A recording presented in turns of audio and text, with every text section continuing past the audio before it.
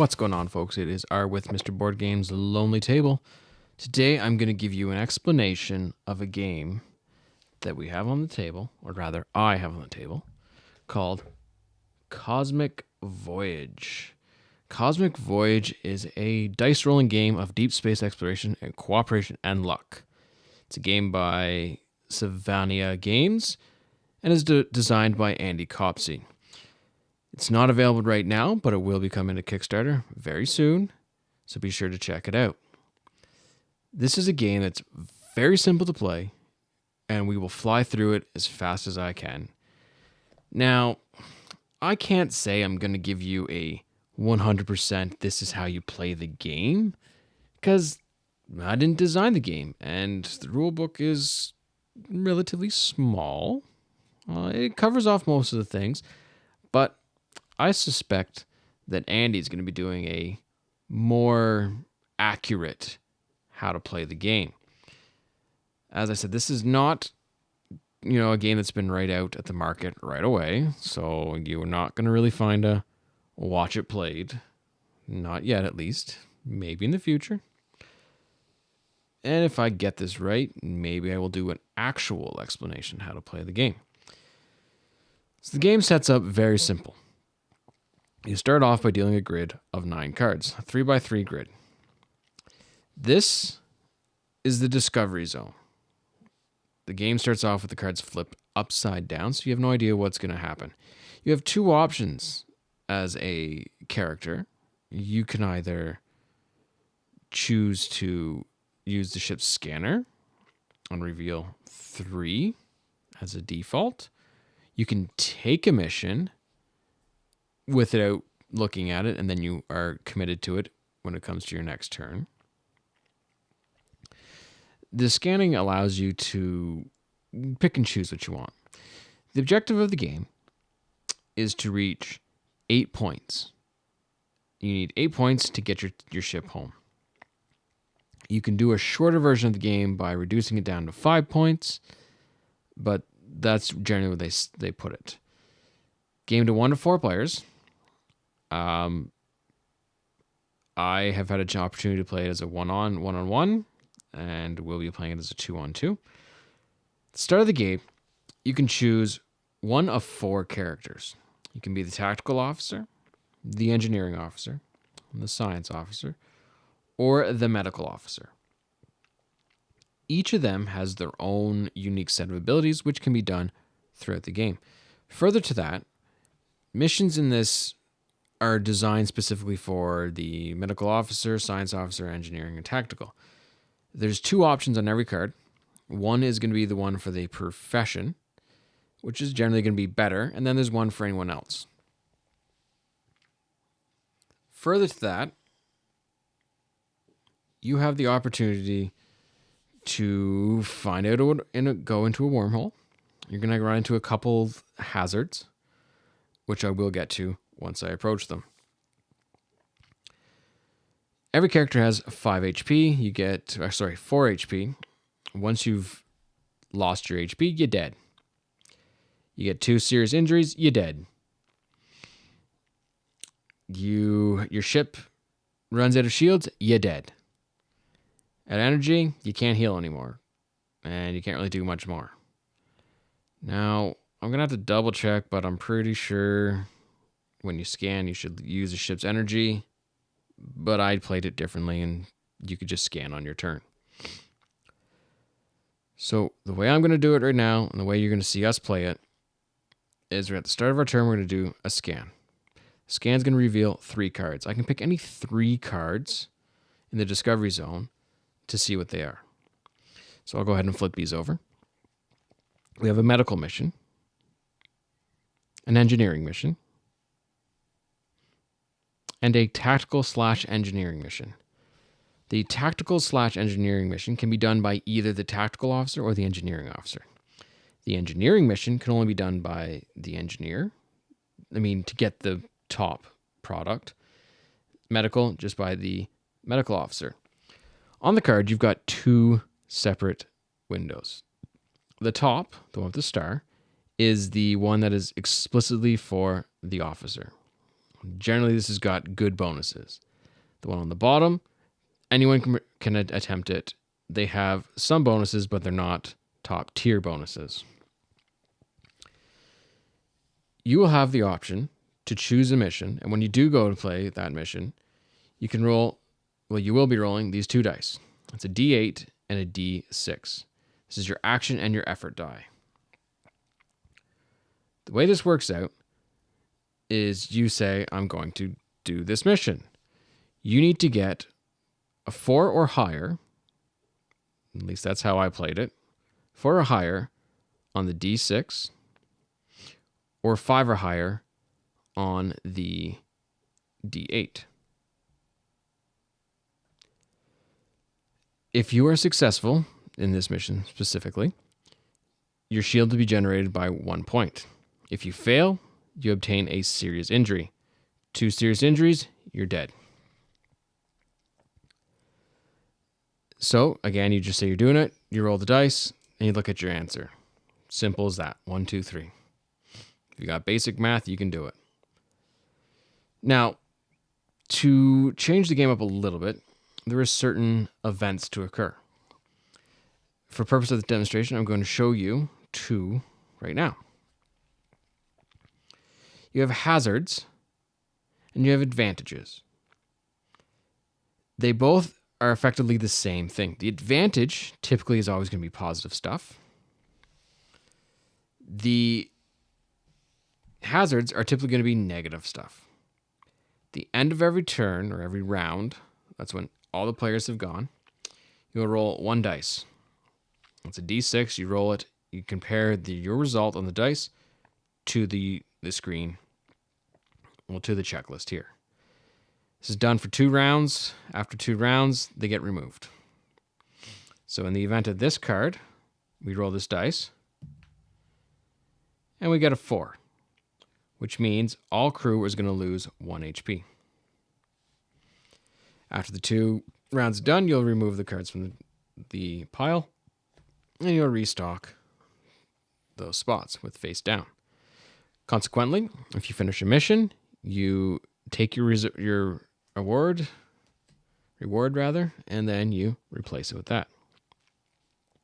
Now, there is some unique cards. These are game events that are going to happen that could come across when you're flipping through the cards. The first event is a wormhole. The way the wormhole works out is you can choose to participate in the wormhole, which means you'll be drawing from the wormhole deck. The wormhole deck, you will be doing 3 cards or you fail.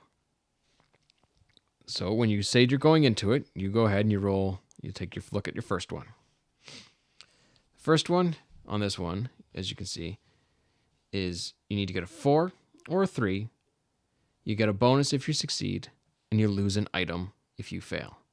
If you're successful in that one, you move on to the next one. So that gets discarded. Same thing. You need a 4 or a 5. If you succeed, you get 1 victory point, 1 step closer to home, or you'll sustain a serious wound. If for some reason you were to fail this mission, you would take the fail, and then you would be removed from the wormhole, and you would not see what the next card consists of. Otherwise, you'll go through all 3, and then the wormhole would get removed if you've been successful in all 3 missions. Another special event is a solar storm. Solar storms are nasty. At the end of every round, the ship will lose 1 shield point. You will need to escape the solar storm. And in order to escape the solar storm, you will need to roll the action die, which is the D8. And you need to get a 3 or higher. You need to get on 4 tokens need to be added to the solar storm. Now, effectively, as an entire team, you can participate to take this down on each person's turn. Like as I said before, 1 round is everyone's turn. If you get all 4 before the end of... if you get all 4, Solar Storm gets removed, and you don't have to suffer the consequences. If you get 2 or less, or anything you don't get 4, your ship will take 1 point of shield damage. It just goes down. Shield down to 0, you lose. The last option you have, the last secret event, I'd rather, is a black hole. As soon as a black hole is revealed, all of the adjacent cards from that black hole are removed from the game. So, in this case, these would all be removed. Now, no discovery card can be placed in any of these open spaces while that black hole is in place. Same as it was to the Solar Storm, if you want to get rid of the black hole, you will need to roll the action die, but you need to get a 4 or higher.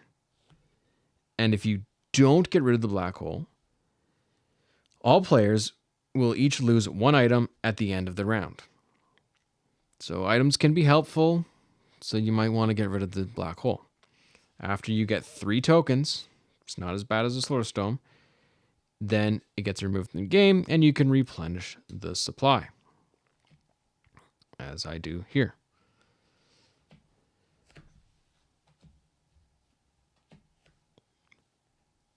And then your game would continue. Another option a player can do is if a player is low on health, they can skip their turn and use 1 ship energy to regain their health and heal. So it is an option, but again, when you get down to 0, you don't have any more energy, you can't heal anymore. So think before you act. Here in this engineering mission, I point out once more, you need these to succeed. So you need to get 8 of these. This would mean 1 point to the victory track. This would mean you lose 1 health if you were to fail. This would mean you gain 1 item if you succeed. This would you lose 1 shield if you fail. Another option you have when you get item cards. Item cards can be generally useful, such as this item card, which is Reroute All Power. You can discard this and you can store all shield points to your ship, as an example of what can be done. Or Plasma Manifolds. You can discard this to prevent all shield damage this turn, and it must be played on any player action. And that is basically how the game plays. Cosmic Voyage can take up to 45 to an hour, depending on how you're going, and it could even take as less than 5 minutes if you have really bad luck. Which, spoiler alert, I had a moment where I had really bad luck. You can check that out later this week when I do a solo play. And like as I said, that's it. That's a simple game. Very, very simple. The game turn order card explains everything to you. Once you have 8 points, you're done. Once you have 0, you lose. Other than that, I don't really have much more to say in regards to Cosmic Voyage. As I said, Cosmic Voyage isn't available at the time of this recording. However, it is coming to Kickstarter very soon. You can check out Savania Games on Twitter at Savania Games. You can also hang out tight and hang with us, and eventually we'll let you know that it's coming. This was a review copy sent to me by Andy himself. It's on loan, not particularly a paid promotion, but I was more than happy to do this. He was willing to help me out, so I'm willing to help him out. On the note of helping people out, you should always consider following any of your favorite content creators on any of the social media. You know, obviously, I'm your favorite content creator, right? You can follow us at Mr_Lonely Table on Twitter and Instagram. That's at MR_Lonely Table.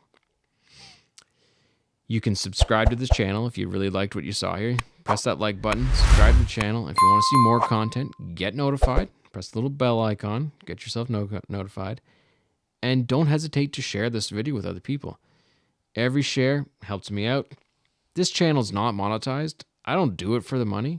We don't do it for the money. We just do it because we like board games. Simple.